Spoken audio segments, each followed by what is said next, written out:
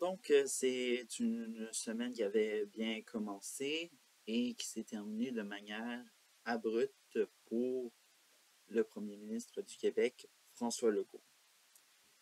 Évidemment, je parle de ce qui a beaucoup retenu l'attention. Bon, après avoir célébré sa victoire dans la partielle de Marie-Victorin, qu'on va reparler plus tard dans la vidéo, on va s'attaquer à ce qui semblerait être devenu presque un match de lutte, soit les compétences, les champs de compétences provinciales et territoriaux contre celui du fédéral, et le sujet en est non le moindre que la protection du caribou. En début de semaine, le ministre fédéral de l'Environnement et des Changements climatiques, Stephen Guilbeault, avait conclu publiquement que le Québec n'en faisait pas assez pour protéger le caribou. Et évidemment, on sait que le Québec est indépendant, à sa propre commission indépendante sur la protection du caribou, comparé à certaines provinces qui ont signé une entente avec Environnement et Changement climatique Canada pour faire davantage pour protéger le caribou. Et Guilbeault le reconnaît, ce n'est pas parce que on vise le Québec que le Québec est un mauvais élève. Aucune province et aucun territoire dans l'ensemble du Canada n'est, disons-le, bon élève dans sa gestion de la protection du caribou, et il faut en faire plus, selon lui. Et si on revient dans ce conflit qui engrange Ottawa et Québec, on peut se poser une question, car l'offense et la menace est presque à exécution. La question était que, est-ce que Environnement et Changement climatique Canada peuvent mettre sa tutelle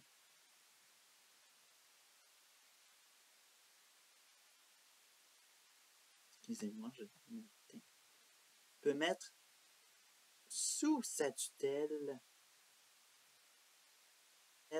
la protection d'un animal? Et la réponse à cette question est oui. Mais avec un feu vert de la Cour suprême du Canada. Alors donc, ministre de l'Environnement et un feu vert. Bon, un feu rouge, on ignore qu'est-ce que ça peut faire pour un ministre de l'Environnement, mais feu vert, ça va très bien avec le ministère qu'on parle actuellement. Alors donc, si le feu vert est donné par la Cour suprême du Canada, ce serait un décret qui serait d'une durée de 5 ans, évidemment. Et on ignore de qu'est-ce qui se passe. Et au ministère des Forêts et de la Faune et des Parcs, situé à Québec, le ministre Pierre Dufour dit faire son possible, que la commission est là, mais beaucoup de personnes disent que cette commission, elle est très controversée. Premièrement, car certains disent qu'elle est sans experts. D'autres disent, et évidemment, les communautés autochtones doivent être impliquées là-dedans. Certains disent que les Autochtones ne sont pas dans cette commission indépendante sur la protection du caribou.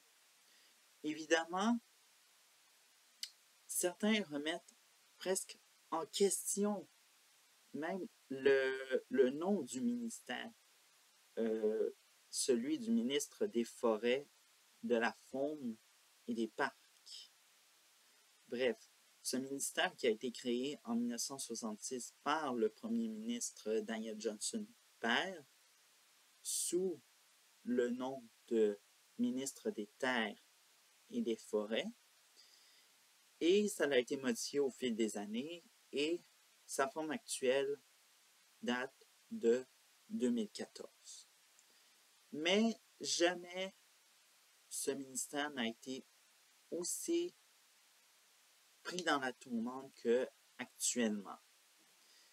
Évidemment, pour répondre à ceci, le gouvernement de Legault a décidé d'utiliser encore une fois la victimisation.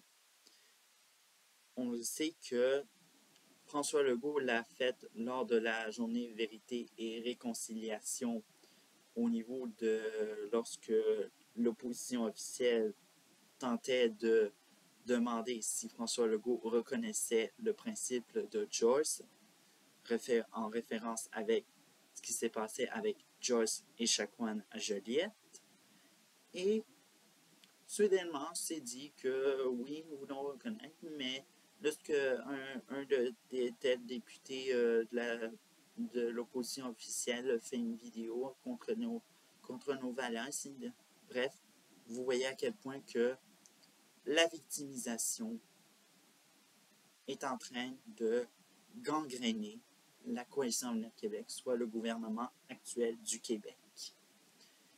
Et cette victimisation, elle est passée par un seul événement qui s'est produit et qui ne s'est pas produit plusieurs fois, juste une seule fois, qui est en lien avec la communauté Innu de Nustaquan. Je ne sais pas si je dis très bien le nom.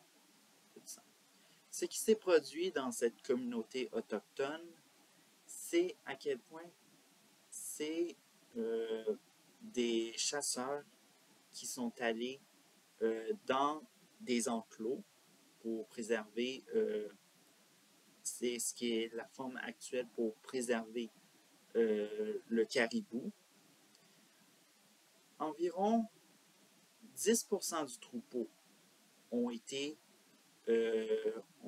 chassés par ces chasseurs de manière illégale et évidemment, ils font l'objet d'une enquête.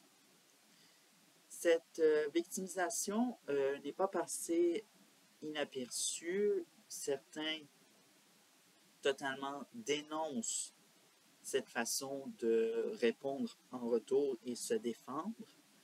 Et évidemment, le ministre responsable des Affaires autochtones, Yann Lafrenière, a totalement modéré ou sinon tenter d'un appel au calme pour totalement sauver le ministre Pierre Dufour dans cette tourmente médiatique qui de plus en plus s'agrandit.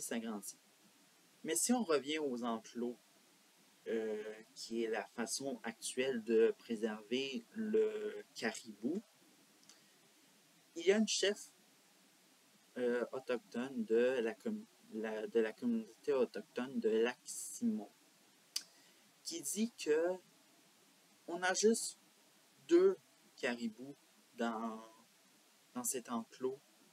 Qu'est-ce qu'on va faire? Est-ce qu'on risque totalement de les domestiquer?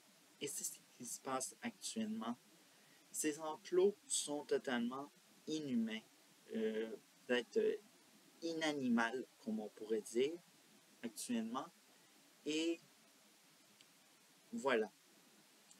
Alors donc, le ministre va devoir trancher entre son indépendance, qui est totalement un échec, comme dirait le chef de la deuxième opposition Gabriel Nadeau-Dubois, ou sinon totalement confier et laisser le ministre Stephen Guilbeault, le ministre fédéral de l'Environnement et des Changements climatiques, en faire totalement sa priorité pendant 5 ans et redonner le plein pouvoir au Québec. Bref, c'est ce qui conclut un peu ce sujet. Mais en même temps, avant de conclure cette vidéo, cet éditorial, on peut faire un retour un peu qu'est-ce qui s'est passé dans la partielle de Marie-Victorin. Alors donc, pas surprise, c'est la coalition Avenir Québec avec l'élu Shirley Doris Montt qui a remporté cette élection partielle.